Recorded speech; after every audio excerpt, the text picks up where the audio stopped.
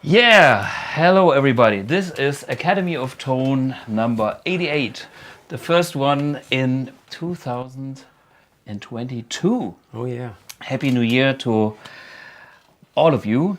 And this is number 88. It's kind of a symmetrical thing. 88, it's like Otto Walkes or Anna, symmetrical. It's something special tonight. And a very, very special year for BluGuitar. That's true, yeah, because there's tons of things coming you might be excited about.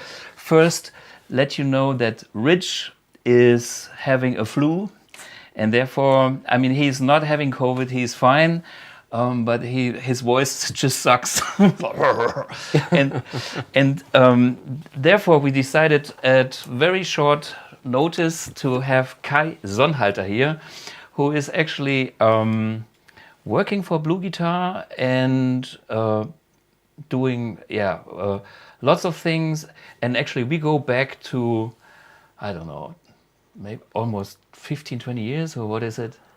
Yeah, let me think. I think I joined this other company where we were together in 2005, so that's 16 years. Yeah, from now. And I'm not sure if we started playing music together first and then working together, or the other way around. I'm not sure, but it was around the same time. Yeah, and I mean we've been on several stages together, and Kai is a guy that has his own solo records. And by the way, this is the record bomb, and this was actually a prize that we had the calendar, the Christmas Advent calendar. Yeah. Yeah. So this the track that we just played was one of Kai's original tracks. So how many CDs do you have by now? 3, 4? Solo CDs only 2. I'm working on a third, and then 2 more with other bands. Yeah. And besides the original music, we played a lot of, I would call it, functional gigs, which was also fun. We played what was it, Aldiana, or what was the club called? Yeah, I think it was Aldiana, yeah, which is like a holiday resort somewhere on the other side of the planet, where people spend their holidays, and we were there to entertain them. To entertain them, and had lots of drinks and a good time in the sun. And by the way, this brings back the memories of Julian Kaiba, who was here in episode 86.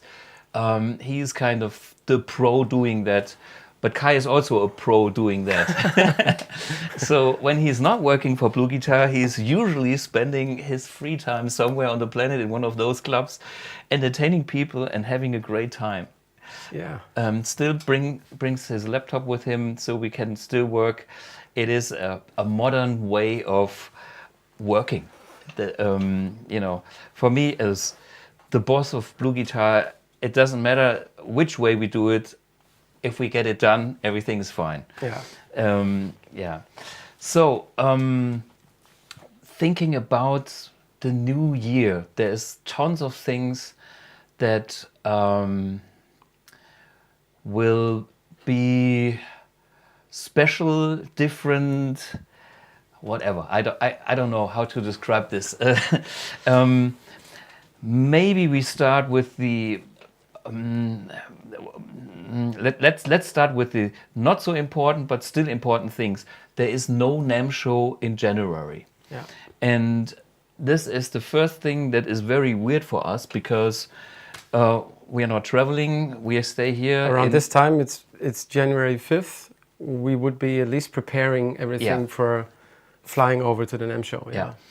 And what happens this year is NAMM postponed the biggest event of the music industry, which is the NAMM Show, to June the 3rd to 5th.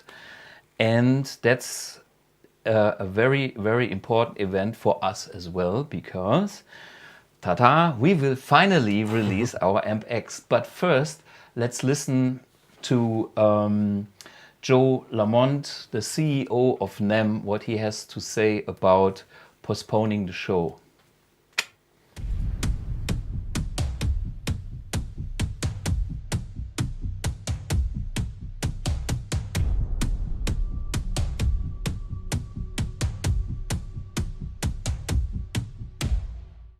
Hi everyone, Joe Lamont from NAMM here with some pretty big news. In 2022, the NAMM Show is moving to June 3rd through 5th, of course in our longtime home in Anaheim, California. June 3rd through 5th. You know, the health and safety of our members all around the world really drove us to consider how can we help make sure that we bring the world together so that new products can all be introduced, content can be created, key influencers, buyers, everyone coming together that will shape and actually transform the industry. This means no summer now, combining all the energy into one. Longer days, a summer like Southern California, on the Ground Plaza, indoor, outdoor. We'll be reimagining the Anaheim Convention Center campus just for you. We think it's going to be an awesome time to bring all of our industry together, to learn and to grow, and to literally transform our industry and create the future. See you there. So we will see you there and we will show you the Amp X. This will be the official release date. And another show which is very important this year will be Guitar Summit, which is in Mannheim, Germany. And this show is the 9th to the 11th of September. I'm usually doing the MD for the Saturday night electric party band. We had Uli John Roth, we had Viktor Smolsky, we had Jen Bajura, Freischlader, the Germans. I'm just thinking, Dennis Hormis. This was only the Germans. Last year we had Paul Gilbert, Billy Sheen, Stu Hamm, Pete Thorne, man, who else? The guitar player from Opeth, too many. We had Guthrie Govan. Guthrie Govan, Yeah. So anyway, the world of the stars in the guitar heroes are on stage at Guitar Summit. And I have the pleasure to organize the band and make this a nice evening. So this is something I'm really looking forward to. So another big event. And of course, that's another place where we will show Amp X. So the whole year has a lot of things about Amp X. But before we come to Amp X, there's even another thing we have to talk about. Going back to the advents calendar. For those guys, we were very, very impressed about the feedback we had from the advent calendar. Yeah. You know, we tried it out first time and see if you like it, and it was overwhelming. Yeah. It's like, you know, so many reactions. Everybody seemed to be totally happy, and we had tons of different prices. Yeah, it was great to see that we have such a great community, basically. Yeah. And a lot more people than we expected took part and, you know, commented and shared and Yeah. It was good to see. Yeah, and here's one thing. Some of the winners already did little posts where they showed their prices and posted them on Facebook or Instagram. And I know there are some prices still on the way, like the Amp1 probably. Did this go to America or do you remember? I'm not sure. I know it went outside of Germany, but Yeah. I'm not quite sure which country it went to. We had tons of prices. We don't even remember where the prices went. So if you I think it went to the UK. UK maybe, yeah. Yeah. So if you are one of the guys that won a prize, and if you want to be featured, make a hashtag with BluGuitar, and then we can find it and we can post it on our Facebook and Instagram page. Because the thing is, I think I saw this this question somewhere. If you know, if all the winners, if we're gonna, you know, publish the winners. Yeah. The thing is, we're not allowed to do that. Yeah, that's the point. So this is why we're asking you, if you guys want to be featured, just, you know, post, make a social media post, tag BluGuitar, and tell us if you're happy with the price. Yeah. Well, if you're not happy, tell us too. But send a private message. Yeah. Yeah. Well, so if you do the post, we can share it. You know, that's the legal thing. That's why we have to go to do it that way. And since the whole thing was so successful, about the community, that's something I really love with BluGuitar. We have such a great community. People are so positive. People are helping each other on this social medias, sharing knowledge and all that stuff. That's absolutely brilliant. We have another thing to kind of continue the thing with the interaction with the community. Today we had a post of AMP1 on tour. And I started with an old picture when I was in Sydney, Australia, making jump.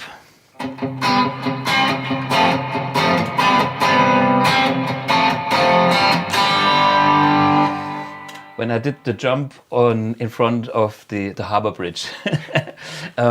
So if you have something cool, you know, in your hometown, or if you have something cool with AMP1 or whatever.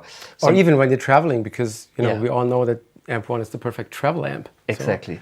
So make a photo and make a hashtag AMP1 on tour, and then we will post stuff like that as well and pick a winner every month. Yeah. And So of all the people who post AMP1 pictures somewhere in the world with that hashtag AMP1 on tour, we will each month pick one winner to win. What's the prize? I'm not sure. A shirt? Or at something? least a t-shirt. Let's One of start those with we have a few options.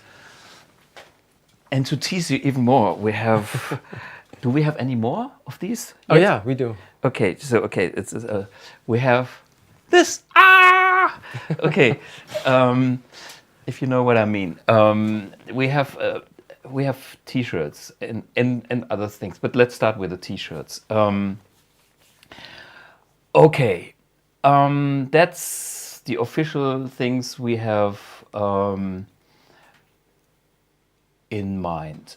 So next thing is, since this is going to be the year of the AMP1, you all are curious about what's going on with the thing. Where is it? It's not here. Well, I didn't bring it intentionally to the video studio because then you will torture us with questions and stuff like that. But we actually prepared a very, very nice and short video from the working bench. So you see where we are at, and maybe you will spot differences to what we showed, because what we showed was a study. At NAMM 2020. 2020, yeah. Yeah. So, and by now we are at a totally different level. We have finalized mechanical parts. There was tons of details that needed to be fixed. We can talk about this after the video.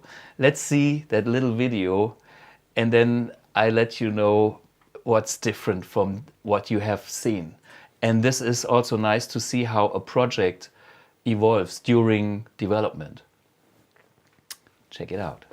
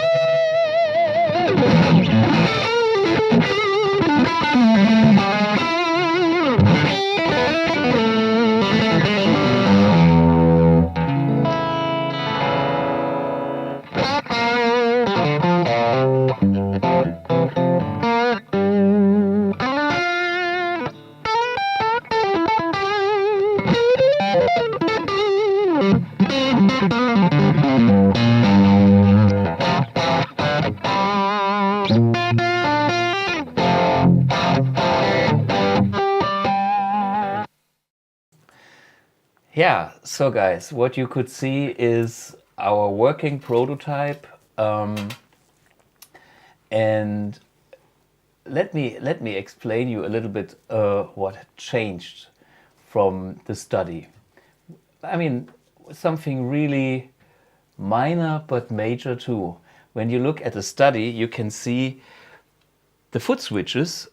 I maxed out the spacing, so I put them even as far out as possible. So the 6-foot switches can be used with guys and Bigfoots as well. So this is as wide as we could go there. One thing. Next thing is, you have seen the flap that opens nicely, and that flap has a window. And the window you can see through to the display, which is on that kind of hidden front panel. The reason for that is, even with the flap closed, you can see the big name of your preset. So it hides everything you don't want to see during your performance, but it shows the important part, which is the name of your preset. Yeah, and with the second control panel, that is just close to the foot switches, which is directly accessible, you still have the master volume, the tone stack, and you know the I'm in a live situation and I can change it like I'm used to with my amp 1 or whatever. So it's basically everything that you need, or that you might need during a live performance, is directly accessible, and everything that you rather deal with at home when you're working on your presets and everything and dive deeply into it is beneath that panel, beneath the flap, and you can just close it. So it's A, protected, and B, it does not disturb you from editing what you need to edit. Exactly. When you're in a live situation. Yeah.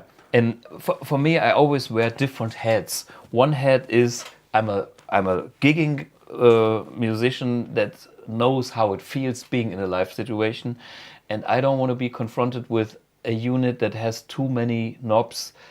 You know, when you stand in front of something that is like, oh, what's going on here, what's going on there, it's distraction. Yeah.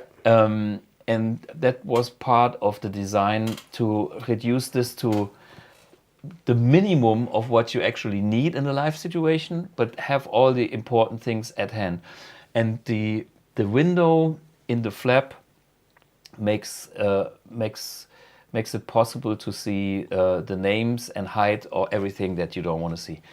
Other thing, minor thing, is with the so-called X controls, which are 4 controls that are linked to the function that you actually dial in. Maybe as an example, a delay, there is your delay time, there's your feedback, there's your tone and your volume. And these 4 controls have little separate windows that change when you change kind of the pedal that you are using. When you switch from a delay to a chorus, this will change the names and the parameters, so you can clearly see what it is. And that is also, I think, an improvement. Before, I had an idea about backlighting stuff, but it was limited. And you know, working on Amp X in more detail, you come up with a way how to operate things and how to actually you think about, does it make sense, or shall we go one extra mile here? And this is what we've done. And of course, we had to scrape the whole PCB design, change the whole thing, put in proper displays. I'm talking about 4 displays, additionally to the one display. They are tiny, but there are 4 displays, and they have, I don't know how many points, don't ask me, 128 by blah, blah, blah. And these need to be also controlled. That's great. Yeah. So working with you, there's one thing maybe that I can share. If you work with Thomas, you will learn that he always goes the extra mile, which is a torture. Which may drive you crazy if you work with him, but it always pays, because you know, these products are the way they are because Thomas always decided to go the extra mile, and that's what makes the difference in the end. Yeah. I mean, so props to you. Yeah. But the point being here is, you have to start somewhere with a vision and a feeling, and then when you come closer to reality, you find out, actually, let's do that. I know all my engineer. I mean, this is a project there is 2 digital guys, there's extra analog guys, blah, blah, blah. And there is a mechanical construction. They all go crazy because now Thomas wants this and blah, blah, blah. And we're still not 100% finished. But as you can see, the concept is now at a point where it is actually working. It plays. The mechanical stuff is done. There are some minor tweaks that need to be done, but we are shortly before landing, and it is for me now what I had as a feeling for the product. You know, it is like there's a feeling when you start a project. Yeah, you have that vision and you want that, and then you think about it.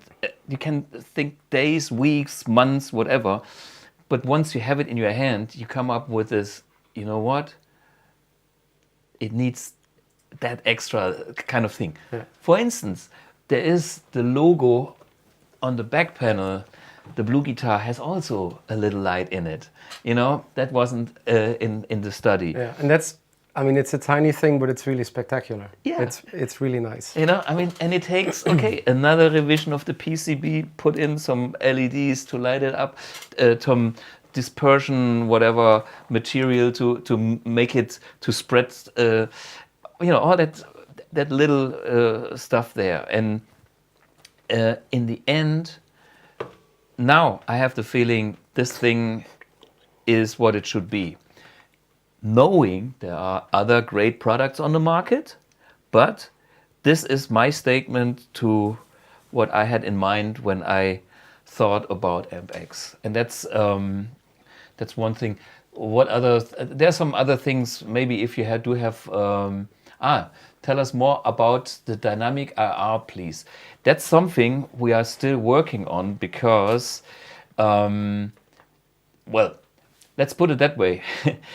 We've done nice IRs in the Blue Box, and we were one of the first companies to have IR loader with our own sounds here. And you know, we have our dear friends from Torpedo with the torpedo cap, and by now there are tons of other companies producing IR loaders. And what they are actually doing, including us, is you have you make the IR of a speaker, and that's what you play back. Maybe the software does something else additionally, but this is where the fun starts. And dynamic IRs will take care of that extra fun. I have some ideas. Let's see when it's finished if it works. But just think about the theory of guitar tone. We have the guitars. We spoke about, different guitars, pickups, blah, blah, blah, details, amps. And then when you go direct and use IRs, the next level is how to max this out, because IRs have been the best way to create complex speaker simulation, but next level needs to be dynamic. And I have a few ideas we are still working on. Let's see what comes out. But that's something I will pay attention to. Maybe it will come in steps, because AmpX is a product that will be released with a certain package and then is ongoing. It will evolve over the years. It's which is basically a very nice thing, because once you have that platform, it's not something you buy and what's on it is on it and that's all you have, but it's you use that platform to have an ever-growing collection of sounds and possibilities. Mm-hmm. And so it will never outdate. Yeah, and that's a pretty nice thing. Exactly. Here I see some questions. Angelo Lopez, AmpX will have the same 100-watt power amp as AMP1. Well, yes and no. It will have the same kind of technology, but we made it so flexible that this power amp can be any power amp. we can scale the wattage as we already could with amp 1, but now we can scale it anywhere, and it's actually more than 100 watts. I think we get a 200 watt output. So the headroom of the 200 watts is a headroom thing, which gives us more headroom to form tube tone things within those 200 watts. So it will be as powerful as an amp 1 on that side, but even more flexible. So you're going to use the extra wattage above 100 watts, not necessarily to create volume, but to create a certain headroom that relates to a sound. Exactly, yeah. And that's something we already do with amp 1, but on amp X it's even more. Yeah. And what else is more? It is like amp 1, we have dedicated versions of the amp 1 for, there's the iridium for the high gain tightness, and then we have the Mercury, which is, classic rock and beyond. But the point is, the power amp on amp X is so flexible, it can be either this or that, or any of the amps here in the room. And nobody on this planet has that technology. You will find power amps that have maybe a Class D power amp section that has a 400 watts, name it. That's boring. And they're all using the same designs and the same chips. We have a fundamentally different design with the nanotube in the amp X, and we have all the options to tweak the power amp to anything I have seen so far. So that's the answer for the amp X. That's basically the answer to many questions. Is it going to be like this, or is it going to be like that, or is it going to have this? The answer is always yes and no. Well, if it can have, if we want it to, if you want it to. Yeah, and so we will have what we call the blueprints, which means we as BluGuitar, mainly myself and my colleagues, can tweak the amp X platform to create tones that we have in our heads, being it classical amps like we have here behind us, or fiction amps. We can create amps, we can design future amps as well. So it's just, it's like a blank canvas, and we can draw an amplifier on it, and it will do the job. That it's like a big box of, well, let's build an amplifier. And the good thing about the amp X is it still looks like a product and not like a laboratory. Yeah. And the whole job of the laboratory, this is what we are going to do. And just for you guys out there, the Kemper, for instance, with the idea of profiling, comes from the studio situation and ended up on many stages because people wanted the guitar player to be quiet, consistent, and in the way it's like, this is your sound, and it sounds great direct, which it kind of does. But if you have one of those profiles, and if you start to tweak the knobs on, and you kind of leave the sweet spot of that profile, and the amp behaves differently than the original amp that has been profiled would. Exactly. React. So, and with us, we can go even further and kind of almost copy, so to speak, amps in a way that we copy also what the knobs are doing and the interaction and all that stuff. This is also groundbreaking different. And this is why we have so many new technologies. This is why it takes so long. And the extra mile, blah, blah, blah. So that's all in here. Wait a minute. Let's see if we have more questions. There was one that's pretty interesting in terms of what you just spoke about, which is I can't see it anymore, but it was like if I want a killer JCM 800 sound, Yeah. which amp would you recommend, Mercury, Iridium, or Amp X? And the answer is probably all of the three. Either one of them. Okay, for several reasons. We have done a couple of episodes where we had the Mercury versus a GCM 800. I remember it was the episode with Oliver Hartmann. He brought in his white 800, and it was on our AB switch, which is kind of in between our two pedal boards right now. But I switched back and forth, and we couldn't tell a difference. It was so close that even Lucas, our video expert in this corner, had to laugh loud. You can hear it in the live stream because like no difference. Yeah. Whatever I was playing, no difference. That was the Mercury. Then I had Euge Valovirta, who was bringing his beloved Bad Boy. I have to admit, which is also a JCM 800. Yeah, and this is one of the most sought after hard rock metal amps in the scene.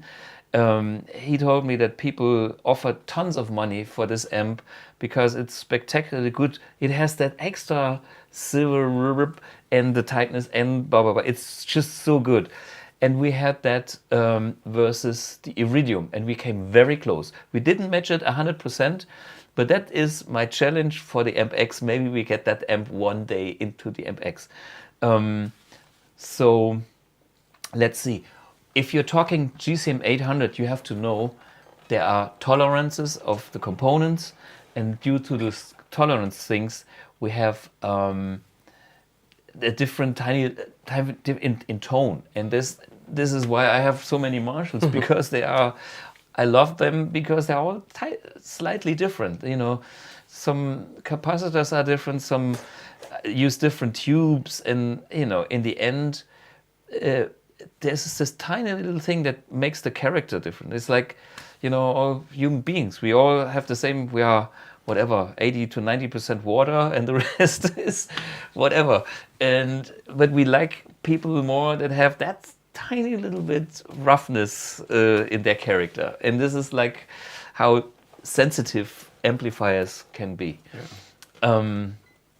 I saw a question about, what was it, Wi-Fi or something? Bluetooth.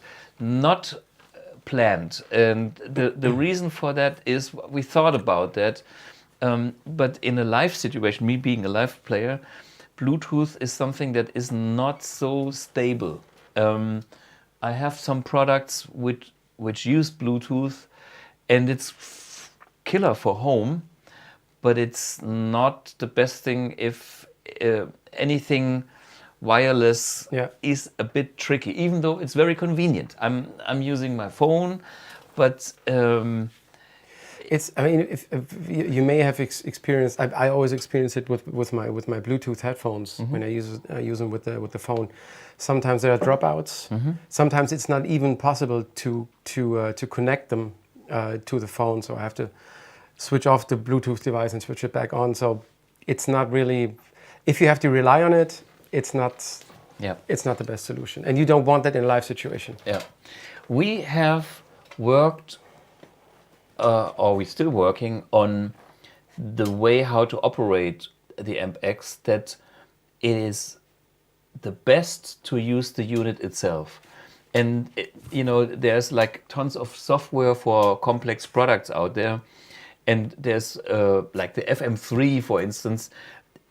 I try to work with this product without the software. It's simply no fun, to use nice words. Using the editor software, that works. We going more the analog way. It's like we have the interface built into the unit. And then we will have something to dump sounds on our website. We maybe talk about the whole website thing in a minute. So there's things we want to be open for the new options, but in a different way, in a more analog way. Stay tuned for that. What about MIDI? It has MIDI in and outs, and you can, yeah. So these options are there. There was one question Yeah. that's pretty well that we could use to explain the concept once more. It said how many effects are going to be in the amp X. Yeah, there it is. Which and how many effects will be available in amp X? And the thing is, yeah, we have. You explained that we have well, the first thing is, imagine this amp is as analog as it can be. So there is this analog signal path from the guitar to the speaker that is never converted, and this is what is used kind of for your basic dry sound anyway. And this includes the amplifier, the preamp, the power amp, just like an amp 1. But there is a boost section, and the boost section is analog, and the boost can be tuned to be any boost I have in my collection. Any boost I have in my collection. You know how many boosts I showed you? It's shocking. Any boost I have in my collection can be done with this analog boost section. No modeling, analog tweaking stored into amp X. So I'm not saying how many boosts we will ship at the first release, but I know from our tests we can do any boost I have in my collection. So let me just say something about the concept. Yeah. The amp is going to be shipped with a certain collection of sounds, Yeah. effects, whatever. Yeah. But then when you own the unit, you will have the possibility to buy new virtual devices Yeah. and to install them on your amp X. So the question, how many do you need? It's up to you. Yeah, it's up to you. And it starts with us, how many can we provide? And certain things will take a lot of time and money. Therefore, we have to postpone things because BluGuitar is a small company. I'm not going to the bank. And it's like when we sell some stuff, we have some money, we can reinvest, and then we go for the crazy shit. But we will start with a nice foundation. But let me explain back to the technology here. We have actually kind of 12 slots. So the first slot is a wah slot, which is analog. And again, the wah slot is flexible as hell. Can be any wah that I think of so far. Next slot is the boost slot. I told you about the boost slot. Next slot is the drive slot. And they can all be used at the same time. So drive pedals. I'm not sure if I can do any of my drive pedals, but I am sure we can do tons of them. Let's see. That's still something I can't tell. So then there's the amp. Then there is the power amp. We talked about the power amp flexibility and of course the amp flexibility.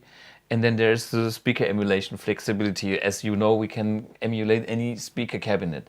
So this was kind of the direct thing. And the only thing that was digital was the speaker emulation. All the rest I talked so far was only pure analog. So if you connect the speaker to your power amp out, the whole signal path is analog, into out, no latency, no conversion, just the full joy of having a nanotube all analog amp. Next point is we all want, I want my DD2, digital delay. Okay. And I want my digital delay in front of the amp and I want it in the effects loop. Well, that's an option. What we are doing is we create the digital delay and mix it like on this one, like in a parallel mixing mode on top of the dry signal. So again, no latency, just a nice delay. We can voice the delay. We have analog components to make the delay sounding warm as this one. with the mods and all that stuff. So that's the next fun. And if we look at this digital power, we have a special slot which can be used for future craziness of I'm not talking about, but it's there to do crazy stuff. And then we have the classic thing of modulation, which can be, you know, chorus, flanger, all that stuff, delay and reverb in front of the amp, and then the same thing in stereo behind the amp. And so we have the same modulation, delay and reverb kind of in the effects loop in stereo if you use the direct outs. Or if you use an extra power amp, which could be an amp 1, by the way, then you have your stereo setup. Or you make wet, dry, wet. We have, I think it's 15 different ways of setting this amp up. 15 different ways. It's about all the wet, dry, wet, and with full range, not full range. There's kind of 5 speaker emulations at the same time can be assigned, blah, blah, blah. We talk more about this when we get closer to the release or at the release. I'm just telling you how big the project is. So you're not thinking, oh, these guys are lazy. No, we work our ass off every day. And it's not just an amp 1 with effects. No. It's not that. No. So it's surely that as a starting point, but it's lots more. And now the biggest question for me is, do you really need that? Well, if you have the gear syndrome, then you need it anyway because you have a disease. But in the end, is less is more. But it's great to have options, and this is part of the concept. And I will end up to have my pedalboard with my amp 1 in that X. That's my personal dream. I don't need anything else that I don't have, because if I would like to have it, I could put it on my pedalboard now. The whole thing just shrinks, and that's basically it. And then we can change the colors of the foot switches. We have bunch of options. So a few questions more. What do we have? I think so. Can you personalize and modify MX to suit your taste and needs? Yeah, I mean, it's with the settings, there is my level where I can do sound design and I can go anywhere.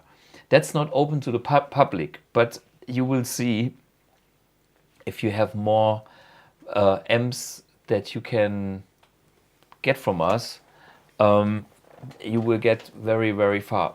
I probably have the option to do personal stuff as well, but then I have to think how to charge money for that, because it's not about making money. It's more about what am I doing with my time, and is it if your name is Larry Carlton, I probably do it. If your name is Frank Becker or Kai Sonnhalter, or maybe with Kai we can talk, you know. Yeah, let's see.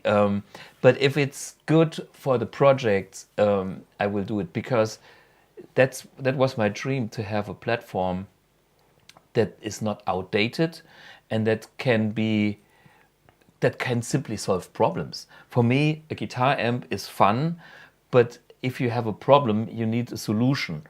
And we showed that amp 1 is a great solution because it's so lightweight and powerful and sounds great and blah, blah, blah. It is what it is. But amp X brings that to a next level if you need that. The other point is, you will probably find out all I need is an amp 1. And there's nothing wrong about that. But it's like now we are all so excited about this new thing that, we think we need that just because we think once it's out, you will have to decide what it's actually doing for you. It's gonna offer some options for some of us, you know, that some of us really need, and that can help us, save other devices around an amp. But for some of us, an amp one will be enough. There's one question that I think is very interesting. Tuner? There's a tuner, yeah. Yeah. Okay, just to make it clear, Kleber Kashima. Hello, Kleber. You are a great guy. I always see your posts from Sao Paulo, I think, in Brazil. A killer player, great band. Also amp1 user. And yes, we will have a tuner. Very important. A very easy thing, because it's a solution. You plug in and you can somehow work with that. Then there's... I think an interesting question is here, and it's...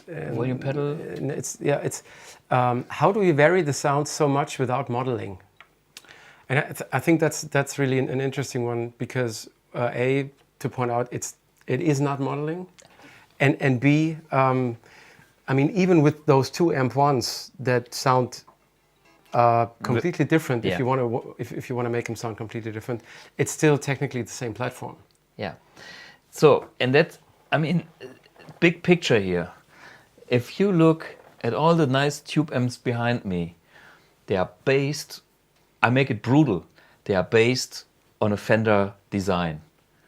All the Marshalls are Fenders, and there's a Fender, and there's so basically, so then we can talk about Voxes, and they have a different kind of root, they have a different foundation and a slightly different concept, how they work.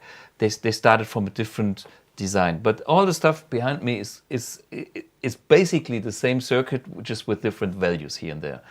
And then maybe there's one stage more and that stuff. After 50 years of tube amps, you know what's going on there, and this includes every great amp I played that I love. I'm talking about Bogner's, I'm talking about Friedman's, I'm talking about Mesa Boogies, and they all come from that kind of foundation, from that history.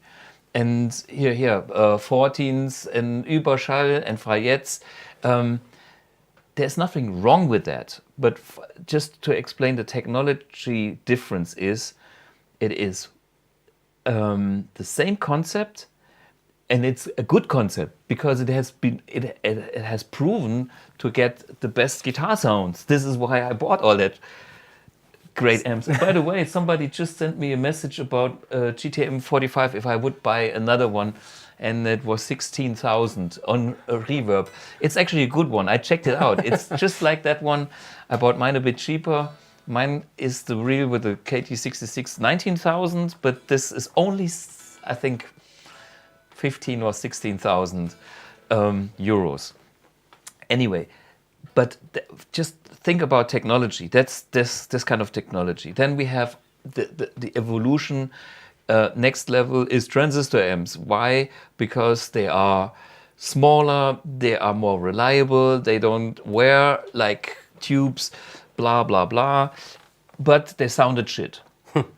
Now we see better and better designs, and then we see new designs with using Class D, because that's kind of the most efficient, lightweight way to create power. So, and we use all that knowledge and created a totally new concept and a totally new design. And that's the point. We don't do, how to describe it in an easy way. We don't have the same schematic that as these amps, but we are actually doing the same effects like these amps do in every stage. Something I have done with Hughes and Kettner in the year 2000. Back then it was called dynamic sector modeling, which was used in the digital world. And by doing that and spending 5 years doing dynamic sector modeling in the digital world, I found out why, now being my own boss, I would do this in the analog world, because in the digital works there are obstacles that are always there, and you have to try to get it optimized so it doesn't lose the natural feel and sound quality of what I know from the tube amps. So we've back then we built the best amp, and now there are even better modelers out there, which is great. I'm not saying modelers are not good, but I'm convinced that our technology is superior by nature. And to create such a concept or such a design, you have to think on another level. You have to think about what is actually going on inside a tube amp, and you have to kind of separate the effect from the component. In this amp, I use General Electric's KT66 clear bottle tubes, $500 a pair or whatever, because any other KT66 will make that amp sound boring. But is it the tube? Yes, it is the tube, but why is it changing the sound? Because that tube creates an effect, and it's about the effect. And what I learned over decades is guitar sound is like, what is the effect? And now we kind of translated the effects from the old school high voltage technology into a new school lower voltage modern component thing, but using the knowledge that we have to get the same effects. Only if we get the same effects, we get the same results. So you're basically using different components, but you are able to create that same effect that we know from those amps. Exactly. That use the big and heavy and large components. Exactly. And this is what I spent my whole life first to discover what's the magic about these guys, the big old tube amps, then how to find out what these effects in detail are. Eye feedback, voicing here, treble bleed there, blah, blah, blah, asymmetrical, symmetrical clipping stages. And which effects are important and which maybe not so much. Yeah, in the end, I learned over the decades, every effect is important. The amount of that effect that is used in specific sounds creates the character. So some sounds, they are based on weird effects, like zero cross distortion of the power amp. It sounds like a little bit kaput, but if it's missing, it has no character. So that's an effect you need to have. And if you have an analog amp, a transistor amp that doesn't have or creates that effect, you will never get there. Yeah. BluGuitar Amp 1 is the only one that has that. Period. If you find another one, we are talking not tube old tube amps, but that's just one example, and there are more. But you need to have all these ingredients, and then you have to say you cook the same recipe, and then you will end up with the same sound, just in a small format. And since it's so beautiful, modern, it can be digitally controlled, just controlled. It's not the sound, it's just the control. So it's like a fader automation in your big studio that changes everything for your recipe, and this gets your next tone. That's basically the way how to describe a little bit about what is different in our technology. And this is brand new. Nobody went that way. If you know somebody, let us know in the comments. I'm sure there are companies that do certain things. They discover that there's an eye feedback and there's a control on that, and they put it on the Class D amp. But what is about sagging? What is about, what we have already in the amp 1? We can reduce it to 5 watts. We can have power amp saturation. We can power scale. We can do a lot of things that are not even possible with any other not old school tube design. Mm-hmm. So, and MX just brings this to the next level where we have combined that analog knowledge, enhanced that a little bit to make it ultra flexible, and then have that kind of thing digitally controlled. And this opens up the next world. So we can kind of do the digital game, which means we can exchange sounds. And this is the thing. Do we have another question here?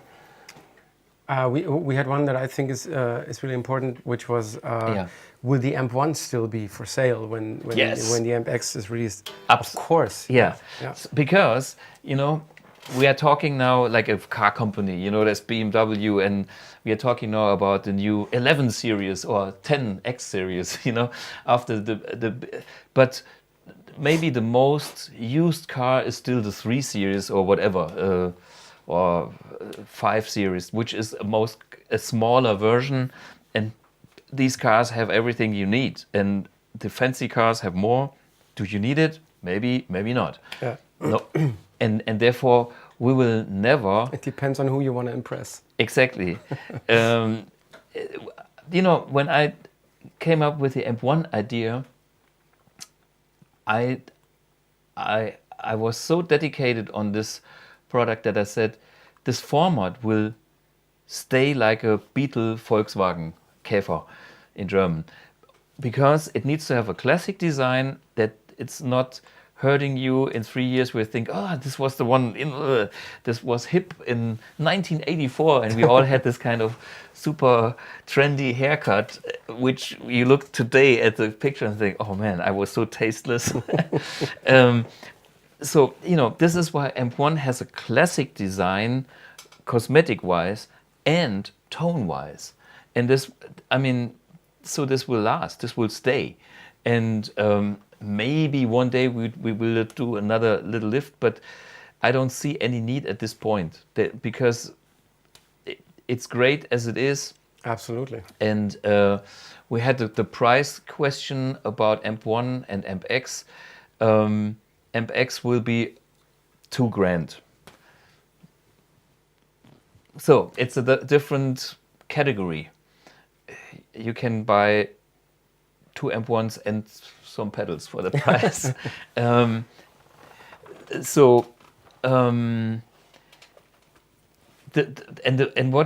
is the price coming from? Well, the price is coming from many things. If you look at the whole thing one day, and if you hold it in your hands, you might see where the price is coming from. I'm just talking about stuff that you wouldn't even think how much they cost. But I talk about this later when we have the actual release.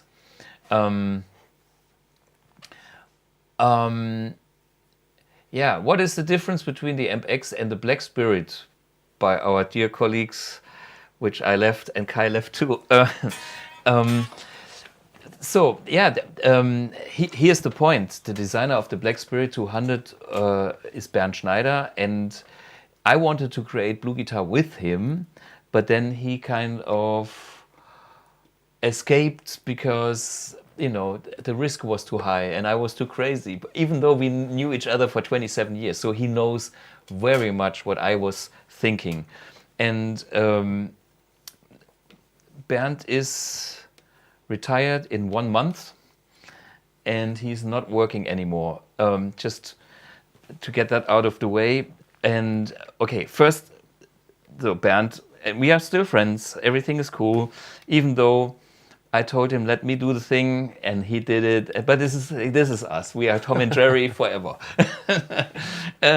But the point is, we are able, first we have an effect section with a 16-core DSP. And the effects module used on the Black Spirit is the one that has been used in last century in, what was it, Matrix and, do you remember? Switchblade, maybe? Switchblade, yeah.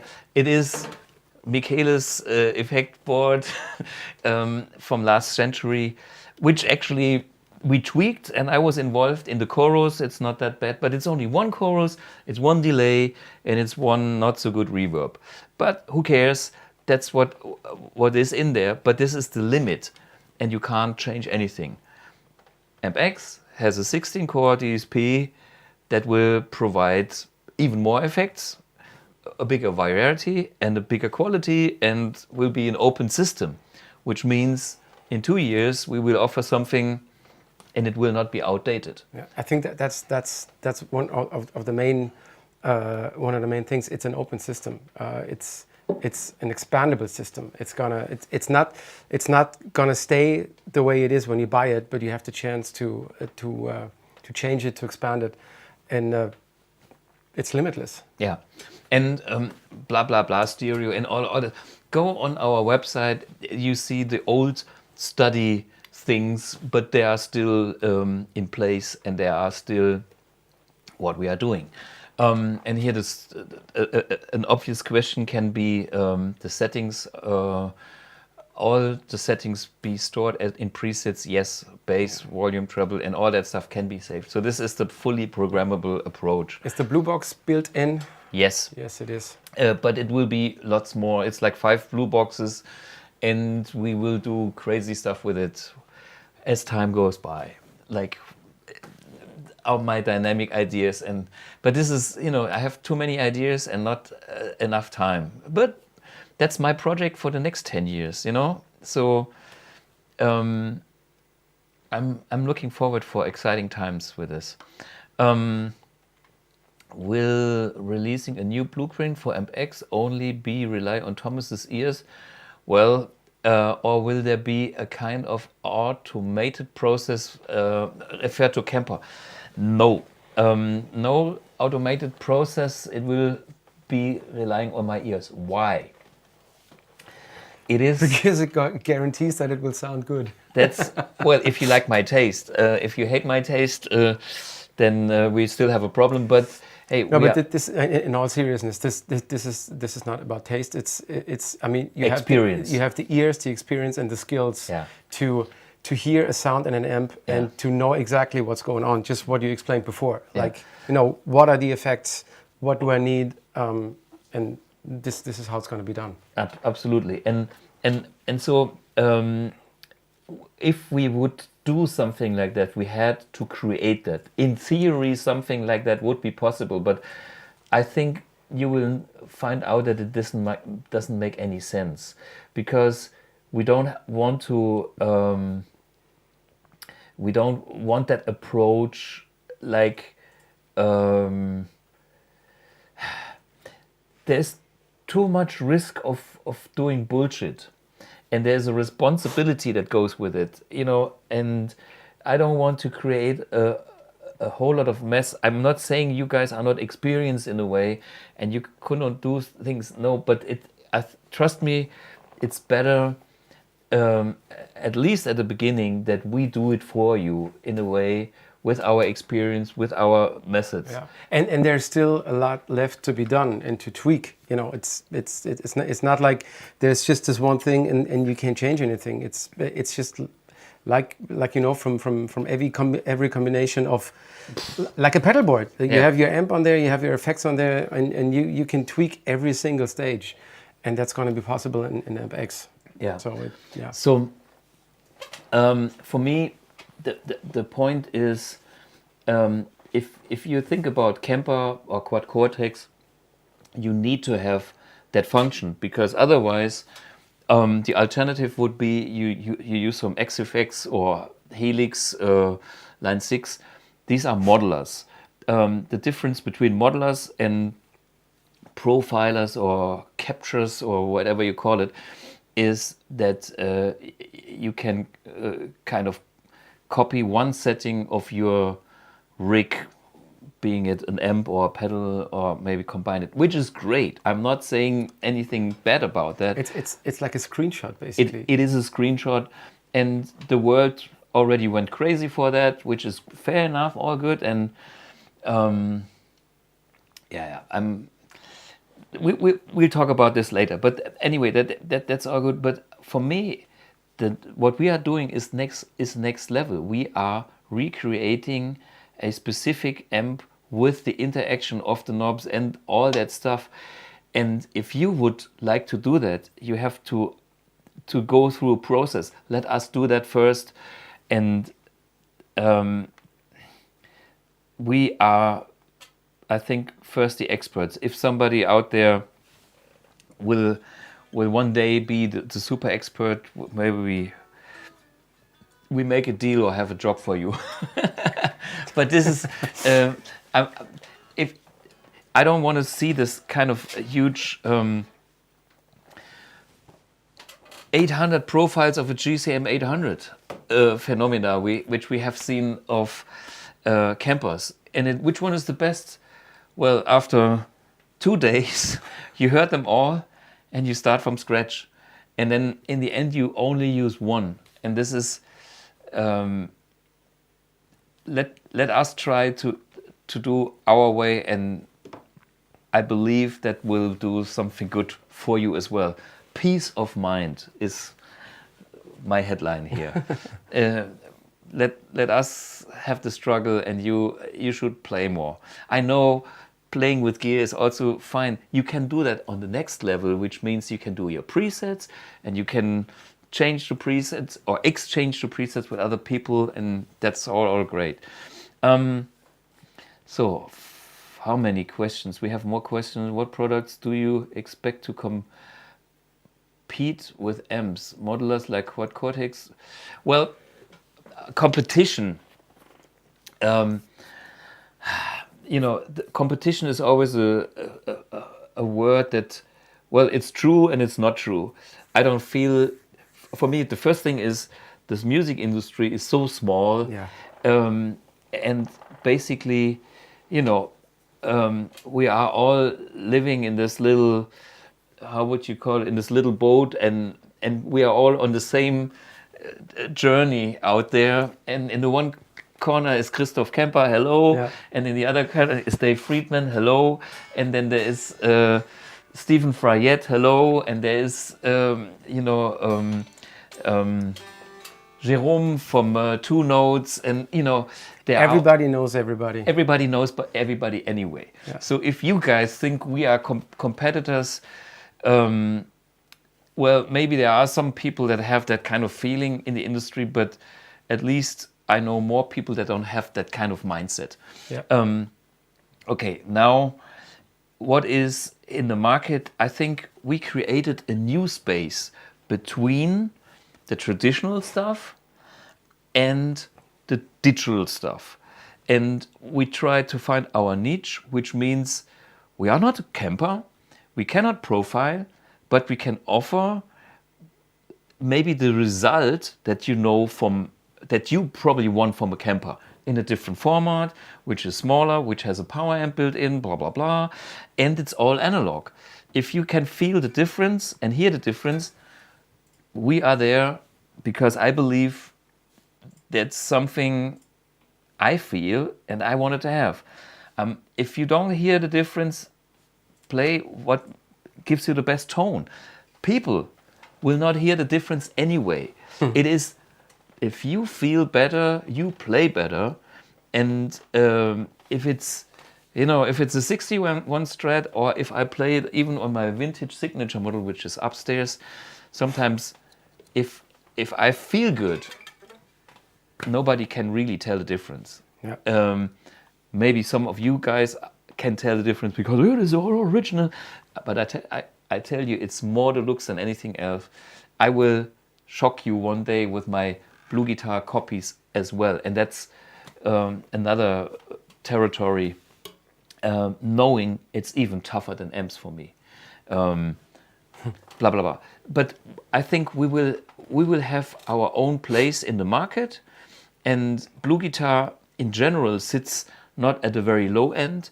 And it's now moving towards that kind of modern world, which is defined by companies like Quad Cortex, Kemper, Line 6, the X-Effects. This is kind of the most recent technology available. And what we are doing is the latest technology, but it's not what they're doing. We are doing other things. And so we are next to them. And then you will probably go and say, yeah, they have this great effect. And I have to say, we don't have it yet. Sorry. But if you are feeling the instruments like I do it, maybe our amps make you more happy. And so this is just an offer to the market, and blah, blah, blah. You will see. And it will go its own way anyhow. There will be presets with well-known sounds. Somebody bought my vintage signature model today. Cool. There will be an online platform for exchanging presets with other amp users for free. Yeah. We're going to provide that. So we can talk about many things. What time do we have now? Before we go into the thing about how we will communicate with you guys in the future, which is important when you have such a complex product like AmpX. We have Kai here with his pedal board. Let's show the world what you are doing with this. And this is, I think, very important that you see people working at BluGuitar actually know what they're doing, because Kai plays the MS3, which I recommended when you asked me, I need something small. And I thought, that's probably a solution. Yeah. This goes back like how many years? 2, 3 years? I remember where it was. I don't remember when it was. Yeah, probably 3 years ago. Yeah. So by now we have great TC Electronics has some great. Yeah. I was using the GT 100 back in the day, I guess, like the really big thing. And then you said, I don't need the expression pedal. You said, why don't you try this one? Yeah. And I thought it was just a looper switcher. Which it's not. Yeah. It's exactly what I needed. So yeah. So is this used in 4 cable method? Or yes. Okay. See, this is how nice and compact this setup is. Amp1 Mercury Edition, Blue Box, a wah, an EP booster, and that's it. And the Boss MS3 so the first thing is, when you set it up, you had some MIDI issues, which means you switched to presets with the MS3. Yes. And here we come, and that's a typical thing when we combine Amp1 with other devices.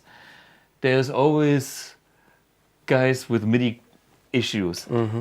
Here's my answer, but this is the topic that we are actually talking more about later, is, trust me, in 99.5% it's not the Amp1, because it's that stupid. It simply does a few functions described in the manual, period. And if you think the MIDI cable is broken, from experience, having our MIDI 1 adapter on the market for so many years and so many users, blah, blah, we know it's not even the next thing. The most obvious thing is something is wrong in the settings of the MIDI controller. Yep. So I mean, the easy answer is that Amp1 understands like unique MIDI commands. It should be only one, and it should be clear and unique. Yeah. If that is the case, Amp1 will understand it. But there are so many things in those multifunctional devices that prevent the unit from doing that. That sometimes it happens that there are multiple commands or the wrong ones, and Amp1 will not understand it. Like for this unit, for example, there are three things that can happen that make the amp not react to a program change command being sent. And we have found out these 3 things with the help of you guys, because you reported us. It doesn't work, and then couple of days later, I found a mistake. And we collect that information. And we use that information also. But okay, maybe show us your basic sounds just for fun, so we know what you are doing with it. What is your preset 1 and what's going on here? Well, I have, like you see, it has 4 presets per bank, right, with a little extra that if you hit Exactly. I'm on preset 1 now. If I hit it a second time, then I can change one parameter. Actually, I cannot change it. I can add a second effect to the sound. So in this case, I don't know if you can see this. When I switch this, it's the delay that I have added. And I've programmed this one in a way that when I hit it, the delay is on, and when I hit it a second time, it's off. So.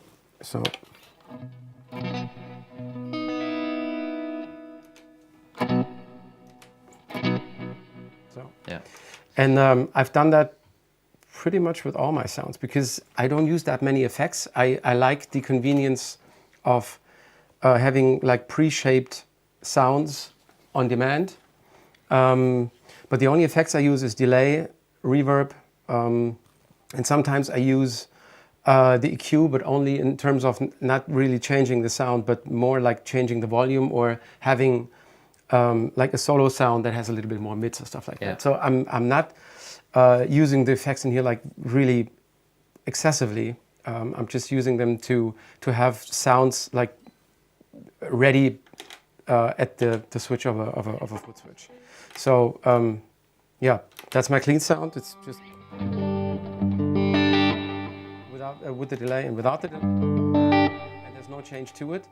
Of course, I still can switch the boost of the amp on and off. I can switch the EP boost on and off and that kind of stuff. I still have the volume knob of my guitar to shape the sound. Then I have a pretty dry vintage sound, I think, and there's nothing in there except for a little bit of reverb.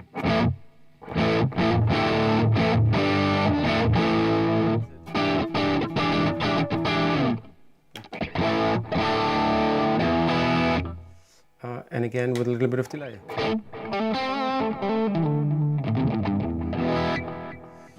Then I have this would be my JCM kind of sound.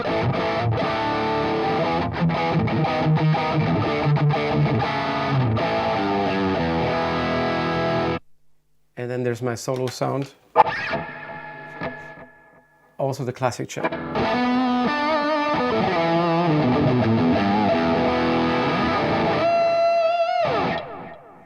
And that's pretty much it. Yeah, very cool. And on the Blue Box, you use Stack 67, right? Yes. Okay, I'm 1970, and you are 67. I love them all, but why do you choose this to be different? Of course. No, when I tried them all out, I found that the three stacks from what's the first one, 65, 67 and 70, those are the ones that I switched back and forth between. And then you ended up on the 67. I ended up on a 67 because it's I think for my way of playing, that's just a cabinet that sounded best to me. Yeah, I tell you what I think the difference is. The focus in the mid-range is different. The 70 is fatter and maybe takes more room. And for the music that you are doing and the way you're playing, the 67 puts it in the right spot for your thing. Manny Cewe, for instance, playing metal, is also the fan of the 67 because it has a certain definition. Yep. Yeah. They all have a certain character, and thereby definition, it's kind of where do you link with the sounds. And this is how it should be. And in the end, it's funny, you have how many options did you really use so far? I think maybe 3 or 5 in the studio or not much. Not much. And I think that's something that that I discovered as a guitar player very late, that too many options and not knowing where you want to go doesn't really help. It helps if you find out what you sound like, and what suits you and what fits you. And once you've discovered that, at least it was like that in my case, I don't need many options. I need like a couple of different components that go the extra mile. And if I have those, then I don't need many options. Okay, 2 things here. I just read in the comments, any Blue Boxes back in stock soon? actually, we have no good news so far. We are hoping for it. We have a full production half finished, but we're missing one chip. And this is not us alone, it's the whole industry. Therefore, we have that problem. But good news, we have cabinets again coming on Friday. Hopefully, yes. Yeah, but I mean, this is the thing about the office. You know, we meet in the office, and one day you get the email and says, okay, delivery that day. Then it's changing, and then they even come sooner. Yeah. It's like Friday. Okay, so our job on Friday is to unload a full container of cabinets. Keeps us fit. Yeah, and the good thing is, besides the blue box, everything is in stock. We have amps, amp 1, Mercury Iridium edition, and we have all the cabinets, we have MIDI cables, we have everything. We even have some remote ones left. Yeah, so only very few, but we have some blah, blah, blah. Yeah. So, yeah, that's the one thing here. Talking about things with character, I want to make that little challenge and ask you, what about a P90 guitar from 1956? Let me see. Can you play maybe one chord? Or we heard it just to so we see.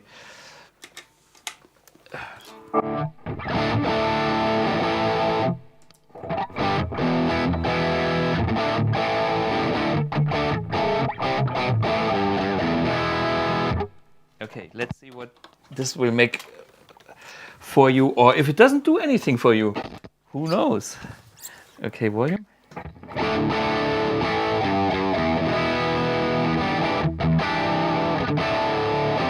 Chunky neck, that's...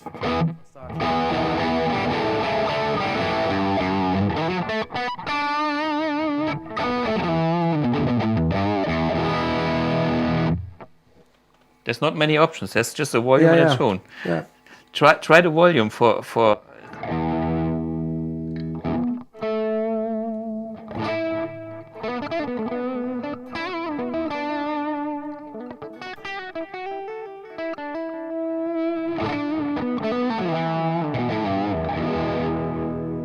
Don't need that many options if you...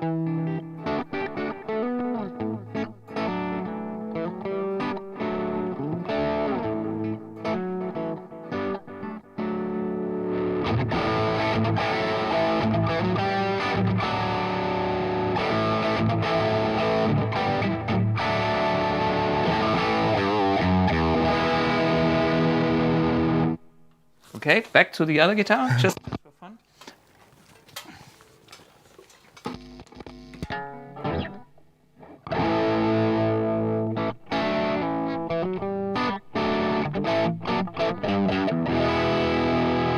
This one sounds, how can I describe it? It sounds and feels more honest in a way. It's... Yeah. This is the one I'm used to. Yeah.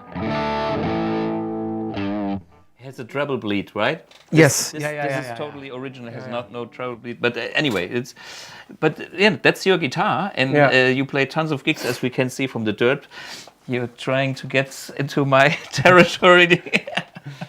People always... I'm not there. Yeah, but yeah, eventually you get there too. So, for me, it's kind of interesting to see if there is a big thing. May I have a quick go on this guitar, and then try your guitar, simply to see what it does for me.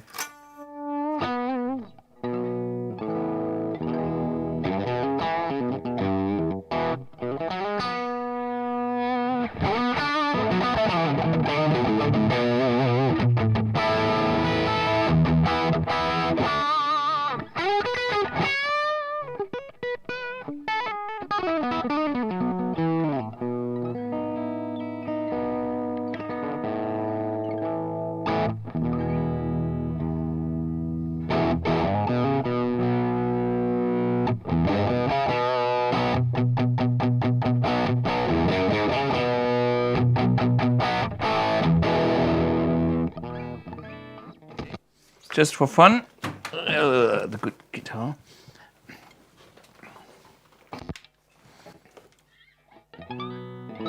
Treble bleed. That's something I love as well. This one is the master. Is for the master. One day I had it open. Yeah, I rewired it. Yeah. Treble bleed is something that I feel home.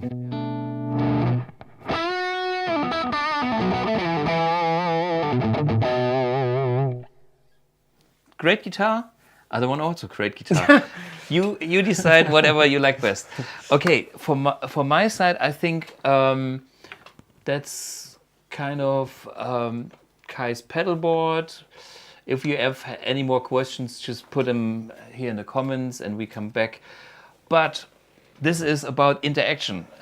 So we guys actually read what you are writing. If you see comments on the YouTube or on our Facebook site, I'm constantly or we constantly read that stuff and well, give you feedback, like it, which is great. So all the stuff that you tell us, we can learn from, and we can teach you what we learn from. And now we come to the next level. So 2022 is also next level in this kind of projects. And we had, we are so happy. We have a Facebook group. We have a, what is it, Helix AMP1 user group, the Dream, what is it called, the Dream Rig or something, which is great that people share their experience with these two devices. And they are also very useful with like any of the other multi-effects and the AMP1. Yeah. That's all good. So now from our side is like, we look at Facebook and there is the Facebook posts under BluGuitar. I look at my own 4 Facebook profiles, Thomas Blug 1, 2, 3, 4. Then there is the Instagram BluGuitar, and then there is the Instagram Thomas Blug.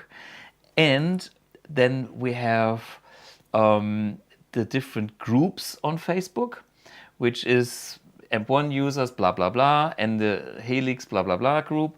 And then there is the emails that we get. And YouTube. There's also there's so many comments on our YouTube videos, sometimes with questions that we go out. Yeah. And what we noticed is we spend a lot of time to go to all the different places, be there, be present, and answer the questions.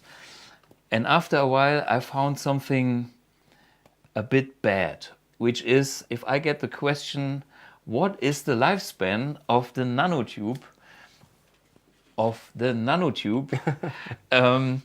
I answered this question many times in the user manual, on our website, on Facebook, and I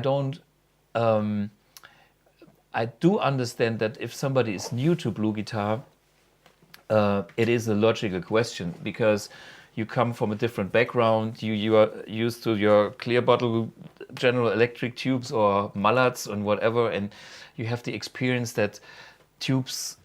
First thing that breaks in a tube amp is the tube. Yeah, this is your experience, and in their sockets and all that stuff. So how to get that information? And of course you are on Facebook and you put it there. And first, I'm very, very happy that people actually help you there. Other people go there too, and they tell you this is blah, blah, blah, because they have read it, they have heard it from myself or from other people. So there is some information available on these platforms. But having AmpX in our minds, I said to Kai 1.5 years ago, this is how long the stuff takes. We have to create a new platform for communication. And one thing we have is what we are doing right now is our Academy of Tone live stream, because that works, we can communicate. But on the other hand, things are drowning in the sea of all media, of YouTube, of Facebook, of Instagram, it simply gets lost. It's kind of every new week washes away the old information because it's sinking into the forgotten. Sinking down the timeline. Yeah. Yeah. So, and there is a tool that is called knowledge base.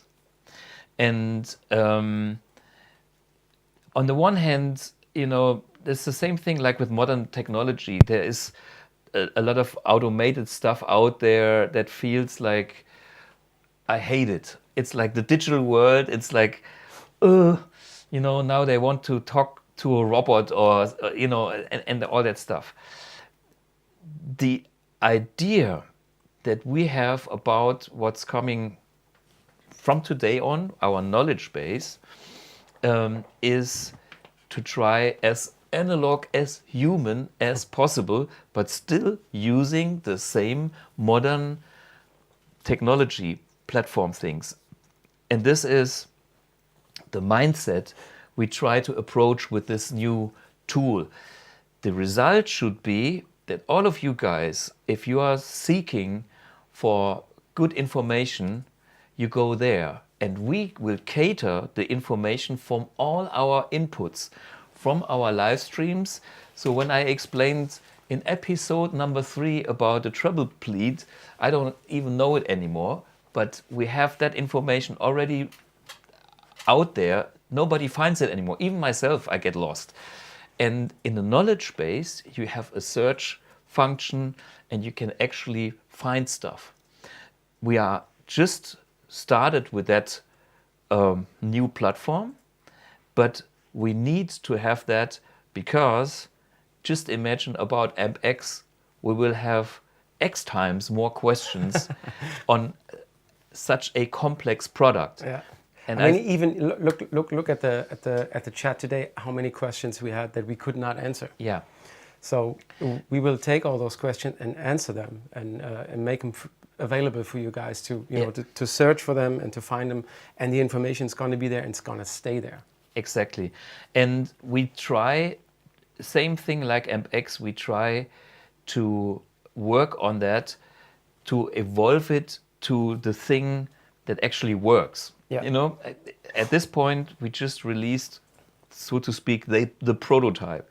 And Kai is the guy who worked on this the most, you know, also programming stuff and putting content in there, which has been created by himself or sometimes by me, having answers and then modded, blah, blah, blah. And the great thing about this thing is we can communicate on that platform. But maybe you can give us your insights. Yeah. So, I mean, you said parts of it already. There are the same questions coming again and again. So, by the way, if you ever wrote an email to service@bluguitar.com, I'm the one who replied to you. Yeah. So I get all those questions, and of course, you know, I have my text that I can use again and again. But then there's some things that I don't know, and I have to ask you. And there are some things that you don't know because only the R&D department knows. Yeah, Julian, MIDI, fuck, shit. Yeah. Bullshit. And then there's stuff we forget. And then there's the stuff that is, like you said, the information is out there. It's in the manual. Yeah. It has been answered a zillion times in the Facebook group or by email, whatever. But the questions are still being asked. So the conclusion was, the information is out there, but it's not easy enough to find it. Yeah. And here's one thing. All of us, which means you with all this stuff, me with all my stuff, Julian with all the stuff, and all the other people that have something to say, we will try to get on that platform so we can provide it from a single source. It's just started, but in my vision, this is like, don't even try to look. It should be that simple that you just go there, even myself, because I can look it up and do you know what I've thought 5 years ago? Maybe not. There's a lot of things that I forget myself. I have to look it up myself. I'm sure you forget stuff as well, songs. Yeah. Anyway, so this is kind of the new thing where we will be on the one side try to support you, and now we can even communicate. Maybe you can explain a little bit. Maybe we switch over to I brought my computer. Maybe we switch over to the computer so you can see. There we go. Yeah. So you can see what's going on. So this is the BluGuitar website, BluGuitar.com. And this is the first way to serve to our new knowledge base. You do that by going to service and support, and then you can see here it is. Until yesterday, I guess, there was a link to our FAQ section, which was pretty old. There was a lot of information on there, but it wasn't easy to find stuff. So now if you click on this, this is the BluGuitar knowledge base. And the most important thing you can see right here, which is we have a search bar. So in contrast to the old FAQ section or the manual with pages. How many pages? Yeah. It's just easy to, if I have a MIDI problem, I type MIDI in, and these are the articles that I can find. For example, this is the one that we had before. MIDI problems with the Boss MS3. And this is stuff that you guys told us. So we collected that information, we put it in here. So for all those of you who are new to the combination of M1 and the MS3, all you have to do is, look it up. And then you can see these are the 3 steps. There's a nice video that's going to help you. That's something that I discovered basically, that always happens with MS3. And this is another thing with the MIDI clock. I don't want to go into detail content-wise, but what I want to show you guys is that we have the search function here, and it's always there. It's here. If I scroll down, then it's here. It's on the home page. It's always there, and we want to encourage you to use it. Yeah. And the next thing is, you can search with the search bar. Yes. And we also have a click kind of thing. Yeah. Here. There's one possibility is to search. The other one is just to surf. We have different categories, which are our products, of course. If you go down, we have some more like tips and tricks. This is not only BluGuitar stuff, but also general stuff. We have here an Academy of Tone. Yeah. This will be growing, of course. This is just the starting point, so you get the idea. Yeah. And this should be. This should be like I always think of the analog world like a great music store. In the good old world, you went to a music store. You had some nice entertainment because the shop owner always had some good stories from the weekend from the bands that he had. This is what we can do here on Academy of Tone. And then it's like we have our little music store bringing in other guests and other gear, other guitars, other amps, and doing whatever that, and talk music and stuff and tech, of course. But then when you're looking up for something specific, this is the corner, and we try to have a complete picture here. This is what I think is important. I hate companies that leave you alone. Yeah. This is the worst experience you have, and I feel totally sorry if shit gets lost. Nobody's perfect. We sometimes lose stuff as well, but having a knowledge base with this kind of function is providing the next level, because in the old world with all my paper shit, my information gets lost. Bye. You go home. Because this only lives for the moment, and then it ends up in the bin. And this will be growing. Yeah. Okay, so you have the surf function and you have the search bar. Yep. And the whole knowledge base is only as good as we make it, which means we just started with it. The German section is pretty filled already. Yeah. And the English section is with Richard, who is a little behind because he's also sick. But very soon we will have the English section also as full. Yeah. And then so we didn't mention that there's a German and an English version of it. Okay, And very important. Yeah. Like in our AMP1 manual, we have both. Yeah, exactly. Yeah, and there's if I okay, there we are. I go back to the knowledge base. I clicked on the AMP1 category, and then of course we have the 3 models here, and then I click on the Mercury edition. So this is what we have here for now. For the Mercury edition. If you go over to the German version, you will see that it's, I don't know, 3 or 4 times as much. Yeah. But like Thomas said, it's going to grow. We're going to have new articles almost on a daily basis now, at least on a weekly basis. And like Thomas said, the articles are all, in general, the information that is on there is only, or the platform is only as good as the information on there is.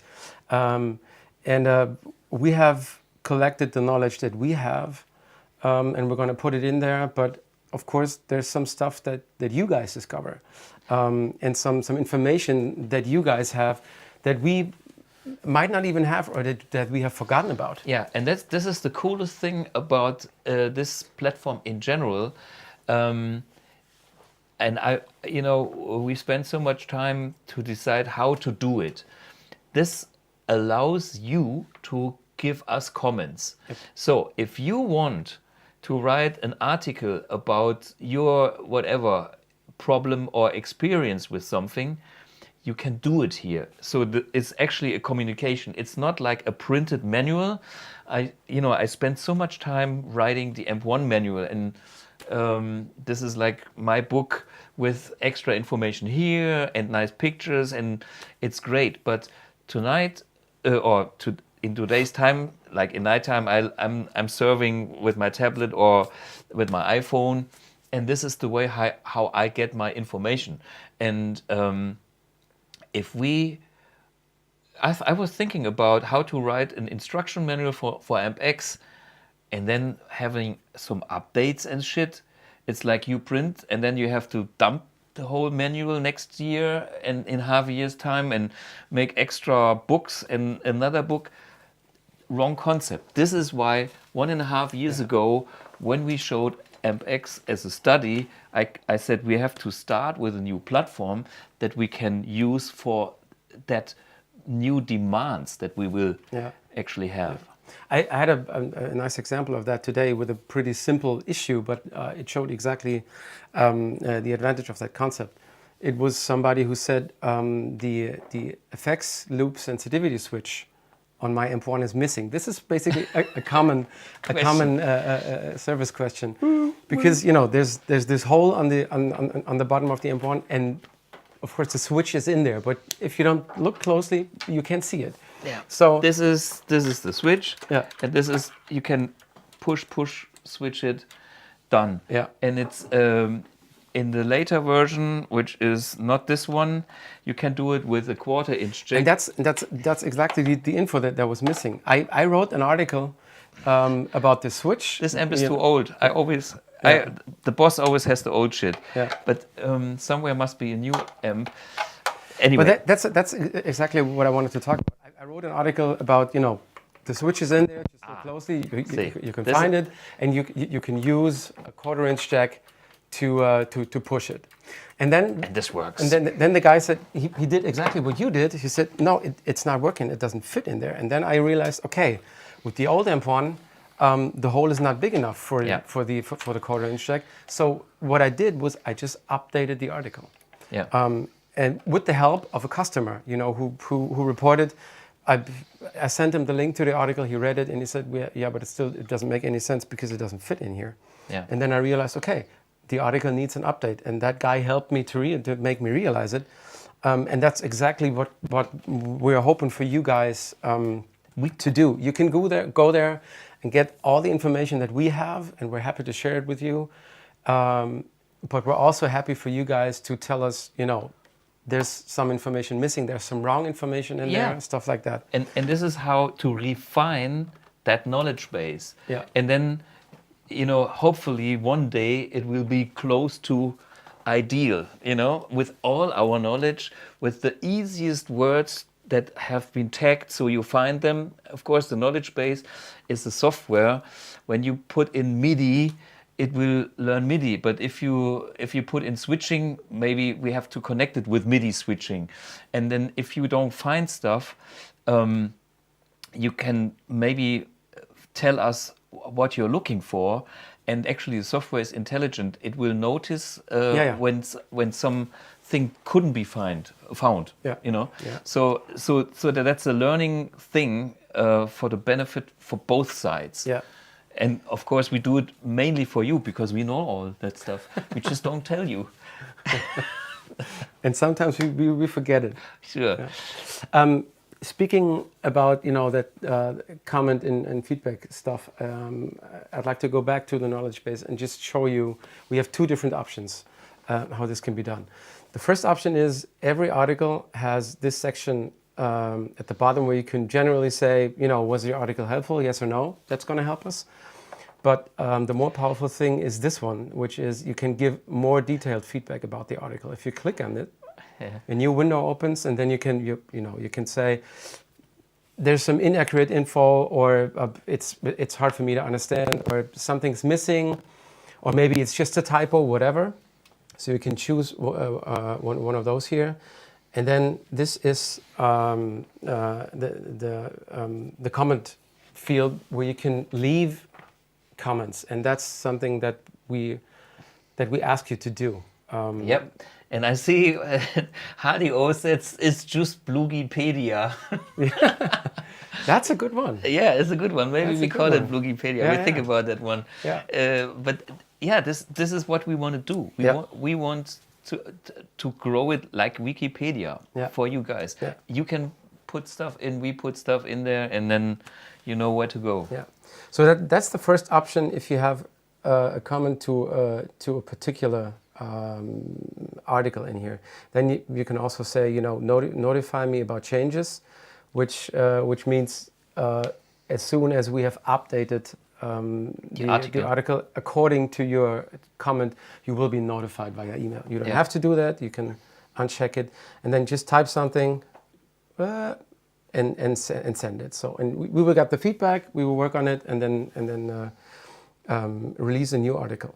The other thing is, if you have a general thing, maybe you have a topic that you want to write something about. Maybe something where you can find anything in the knowledge base yet, or something that some experiences you had, or something that you want to share with us and with all other BluGuitar users. You can use this contact form, it's always on the top right here. You click on Contact Us, and then you get to this form. Again, you type in your email address and like the topic of what you want to write about, and then you can use this field to basically write your own article. Mm-hmm. And as soon as you submit that, we're going to receive it, and what we're going to do then is, we're going to check it and see if the information is valid, and then release it. And if you want, we can even, publish you as the author of that article, if that's something that you like. Yeah. But we encourage you to use, the contact functions, not only to tell us something is missing here, but also if you need help. Absolutely, yeah. And so the whole platform is something that we hope we can improve anything, service, information level, whatever. I mean, we always tried our best. We've never been the arrogant guys. I don't employ arrogant guys. Hey, if you're arrogant, you're out. Anybody arrogant? There's the door, no problem. And it's cold outside, so try to be supportive.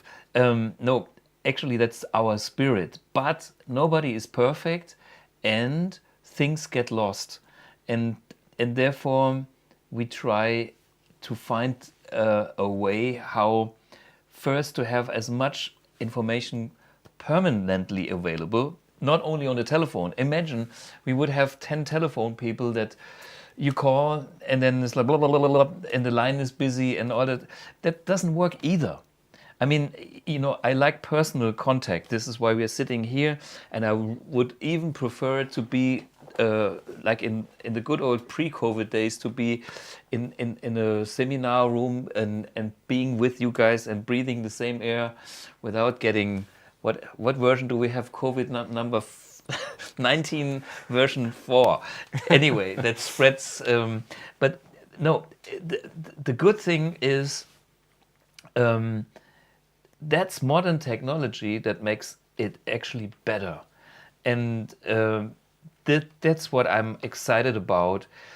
We don't need hundreds of things, we just need a few working ones. Yep. And this is what our aim is. Even when we started a bit shaky with BluGuitar at the beginning, by now I have the feeling we have everything kind of pretty good under control. It's on all the ends, and it's kind of a complex thing, and I believe in a small company where people actually talk with each other and where we can fix things with good tools. And one good tool should be our website, that kind of knowledge base, and our products, and it all comes together.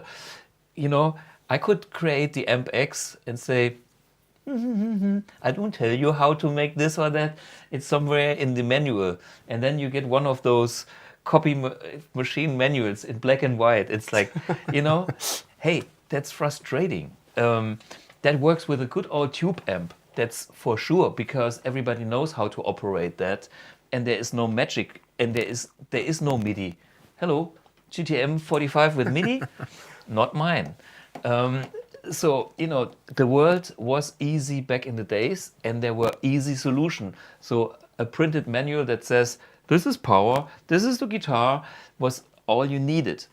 Today, when we are talking about an Amp 1, when you see the whole thing is, oh, this is not an amp, this was our first amp. And I said, hey guys, I printed Amp 1 on it. This is an amp. This is not an amp. It has a speaker out. Ah, maybe. And then you crank it, boom, yeah, there's your experience. So it took me 2 years at least to get people convinced that this is not an overdrive pedal, that is a real amp. By now, the world kind of knows. And those that don't know will find out from you guys that know. And stuff like that. But to be ahead of things, we have to use you know, these platforms like we do and we did, Facebook, YouTube, and all that stuff, and that knowledge base. And I think the I say it again, but the big thing with the knowledge base versus all the other platforms is the information is there to stay, and thereby will grow. Who will find the good information on Facebook? I'm sure it's all there, or there is tons of good information there. But are you going back 3 years reading all the stuff and having not a search function? Yeah. You know?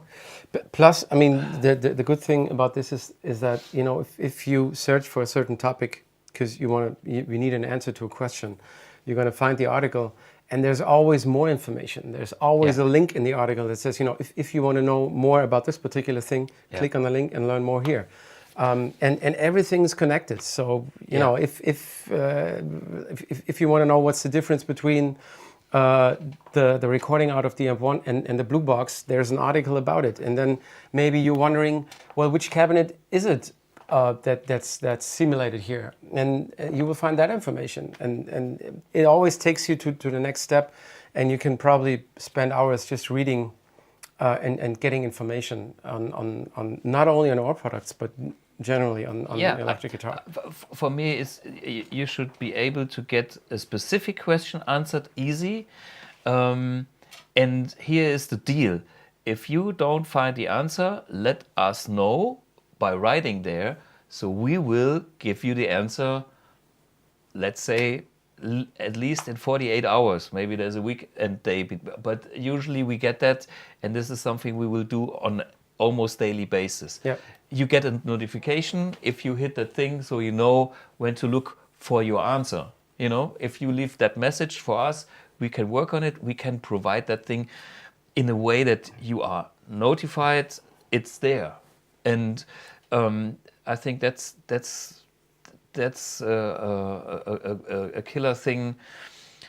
So it's not like you post something somewhere and who knows when I get my email reply, you know. Yeah. I hope this will be next level. And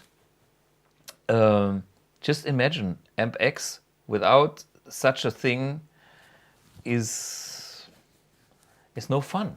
It's no fun for both sides. Absolutely. And for us, now we have to work hard to fill all the information in there, to do the maintenance, to maybe change little things here and there that are quirky and not perfect. But the more time we spend with it from both sides, the better it will get. And then there will be the next level where it will help so much, help desk helps both sides, that we are more relaxed, having more time than just thinking, can you answer this guy's question again? What was this again when the hum is blah, blah, blah, blah, blah, blah, blah. And I said, hey, I need to find it. 2.5 years back, I had the same issue. And, you know, blah, blah. And then it takes me 15 minutes to go through my emails because I gave that answer already. And the good thing about our world, BluGuitar, is we know our products, we know our issues, and we know pretty soon afterwards answers to this. That's our job. And we like to do that, and then everything is kind of organized, clean, and nicely repeatable. And that's the beauty of this kind of modern technology. Nicely repeatable on the programmed AmpX preset or on the knowledge base article. Yeah, I mean, you guys should enjoy using our products, and if you have an issue, then it is our job to help you guys solve it. And the easier it is to do that for you, the better it is for all of us. So we're really excited about this thing, and and it helps us to keep the company small, because here's the next thing. I really enjoy doing BluGuitar, but I wouldn't enjoy having a company with 50 employees, because I'm not about money. You know, I mean, I could maybe make more money if I would hire more people and make bigger numbers and all that. I don't want to do that. I just put yourself in the same situation. In the end, you're doing nothing but just having a company in the end. And for me, it's about smaller, the right things, with the right people. That's my life. And this is why I do it. Otherwise, I quit. And then there's no good products for you guys.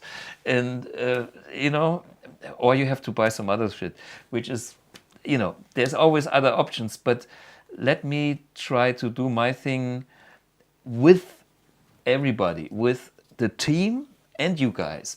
This is what I'm so excited about. And I just started to realize how great this is to have a live stream, how great it is to be connected in a way. And the good thing about our community, the guitar players, it is not endless. We're not talking millions. We are talking a certain amount that is just enough to keep this company alive, to keep the team alive, to do the stuff. I kind of like that. It's not like car industry, and then you need to be Volkswagen and have how many factories or employees and accountants and money and financing. No, I can still control that thing and still be me. That's the most important thing. And these devices help me. Yeah. And you guys help us. That's the biggest thing. And then it's a positive feedback loop. Yeah. I mean, as I said it earlier today, we are very happy to have such a great community of of regulars and people. I mean, you can see it even in the Facebook group. There are so many people who know everything about the Amp 1. Yeah. It's like I sometimes feel like they know more than I do. And we are so thankful for those guys to answer your questions, you know. And the only thing we'd like to change about that is that there should be one place where all the information goes and where all the information can be found. And that's going to be BluGuipedia. Yeah, cool. And keep in mind, it's natural that nobody is perfect. You are not perfect. This is why you have the right to ask questions. Second, we are not perfect, so we have to have the right to answer your question maybe in a certain time. And the next thing is also a general thing, which is kind of important. It is important that we all make mistakes, because if we don't make mistakes or bad experience, we cannot learn. Nobody comes to this planet and is perfect. It's like, I can play guitar without any exercise, without any bad experience. You know, it is like, and how to approach the whole thing, that makes the difference. And for me, this is what makes BluGuitar the company I wanted to work for, or create, or whatever. It is with this kind of things that are possible today. We are not drowning in good old paper bullshit. We are not drowning in telephone calls that last forever. Because I still love to talk. You know, we stop very soon because I talk too much. But the point is, you know, we could get lost in all of that, and the focus is lost. So we can use these tools, make it nice, and have a quality time with what we are doing, for focusing on the development or all that stuff. That's the point. Yeah. We have two questions here that I'd like to answer. One is Seitenschuft rights. Will there be also an option for new articles in your knowledge base? That's basically what I showed before. Maybe you didn't see it, but if you are on the knowledge base, there's in the upper right corner, there's a link that says contact us, or in German kontaktiere uns, or something like that. And if you click on that, you're gonna find a little form that you can fill out, and basically not only ask us questions, but write your own article. If there's something that you want to write about, and if you want to submit information to the knowledge base, you can do that using that form. I hope that answers your question. And another one you had? We had another one. Which one was that?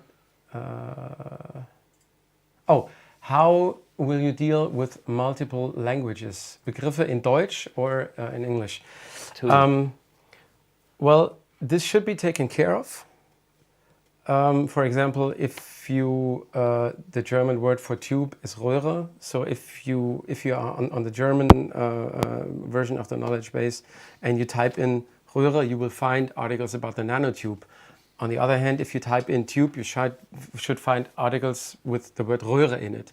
But again, maybe we forgot to, you know, link to connect the right dots, or to tag the articles correctly. Yeah. If you find out that that's the case, let us know. Yeah. Write a comment.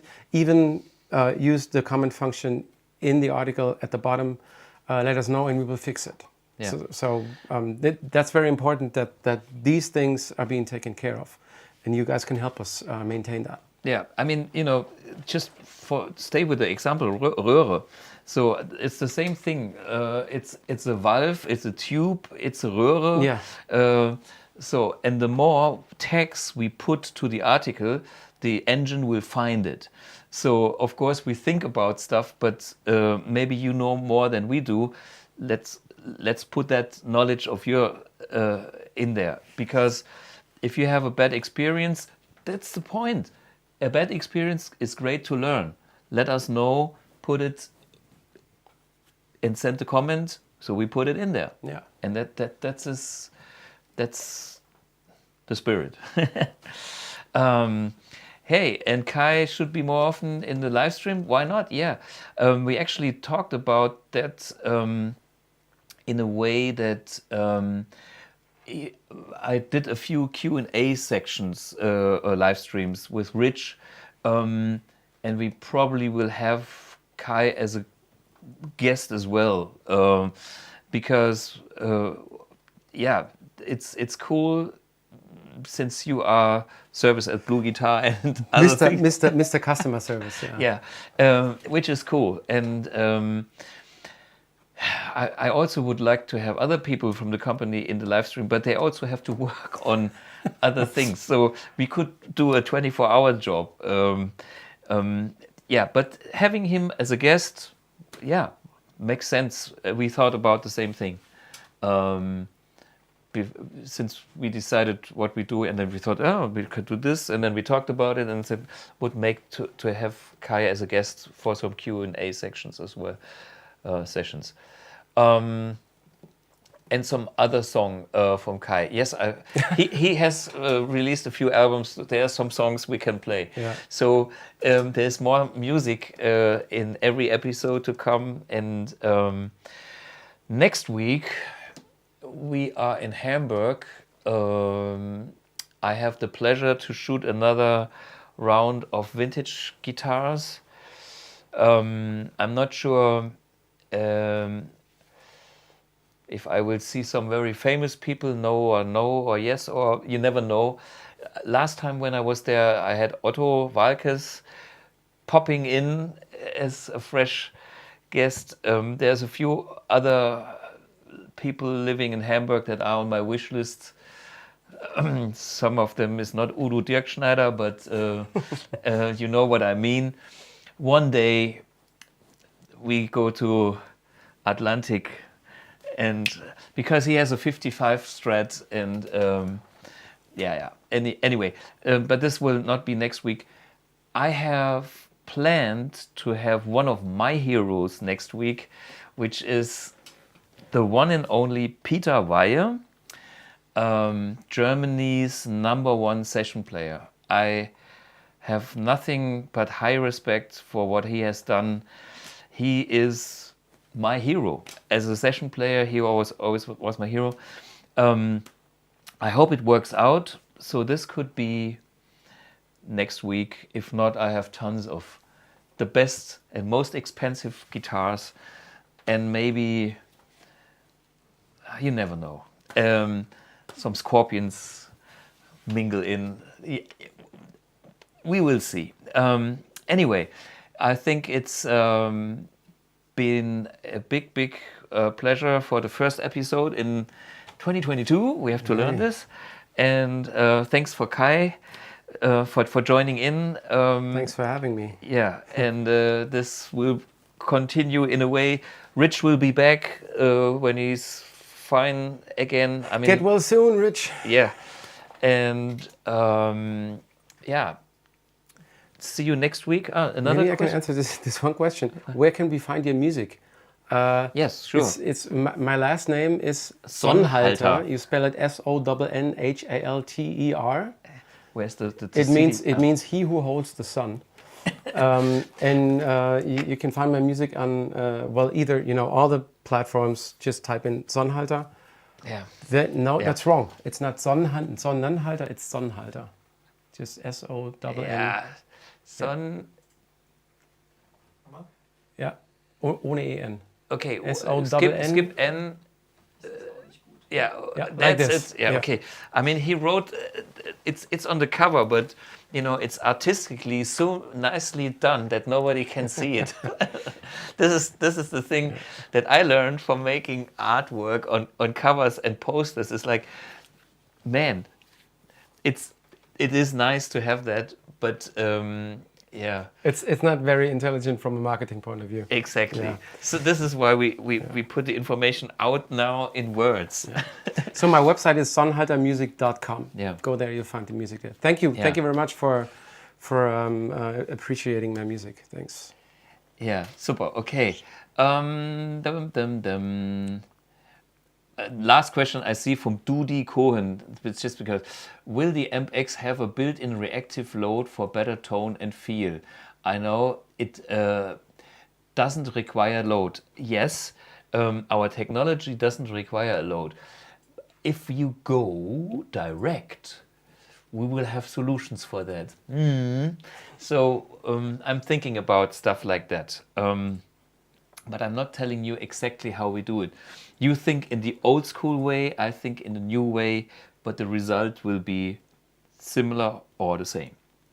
So, as you can see, life is very complex and very spannend, exciting. Exciting, yeah. So stay tuned for things. And for me, it would be a dream come true if Peter was sitting on that side in Hamburg. We have to tear down the whole video studio, drive up there, build it up there, and then get fresh North Sea air from Hamburg. Anyways, guys, see you next week. Thanks, Kai. Take care. All the best. Best wishes for the year. And see you soon. Cheers. Cheers.